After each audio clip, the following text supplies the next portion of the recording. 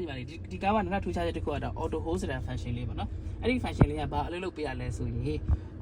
ဒီမှာပဲအလုပ်လုပ်ပေးတာအခုဆိုရင်ဒီ function လေးကဒီမှာဘာမှမလင်းနေဘူးနော်ဒါဆိုပိတ်ထားတဲ့သဘောမှရှိပါတယ်အဲ့ဆို brake လွှတ်ကြည့်လိုက်ဒီကရွေးနေလိမ့်မယ်ကြည့်ပြီနော်အဲ့ဆို brake ပြန်နေမှာအဲ့ဒီအချိန်မှာ brake ကိုနေထားတဲ့အချိန်မှာဒီ clock ကိုဖွင့်လိုက်မယ်ဆိုရင်ဒီမှာစားလေးလာအဲ့အချိန်မှာညာတို့ brake ကိုလွှတ်ကြည့်လိုက်ကားမရွေးတာအဲ့နော်ဒါဆိုရွေးချင်ဘာလုပ်ရမလဲဆိုတော့လေးပါနည်းနည်းလေးနေမှရနည်းနည်းနေလိုက်โอเคအဲ့ဒါပြန်လှုပ်ပေးပါအဲ့ဒါ brake လေးပြန်နေရအောင်အဲ့ဒီ function ကိုပိတ်ထားခြင်းနဲ့ဆိုရင်ခလုတ်လေးပြန်နေတော့စားလဲတိုင်ဝမ်မှာတက်တာနော်အဲ့ဒါ brake လွတ်လိုက်ရင်ပုံမှန်ဖြစ်သွားတယ် brake လွတ်တက်လိုက်ရနော်ဒီသွားညာလေးမောင်းနေတာနော်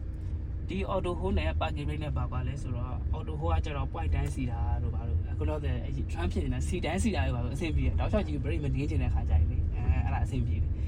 parking brake ကကြတော့ကျွန်တော်တို့ PU ထိုးလိုက်ပြီဆိုတာနဲ့တခါတည်းသူကဒါကျွန်တော်တို့ hand brake ဆွဲဖို့မေ့တတ်တဲ့လူတွေအတွက်ကိုထည့်ထားပေးတာဖြစ်တယ်ပေါ့နော်အဲ့ဒါအဆင်ပြေတယ်အခုစိတ်မလေးသုံးပါနော်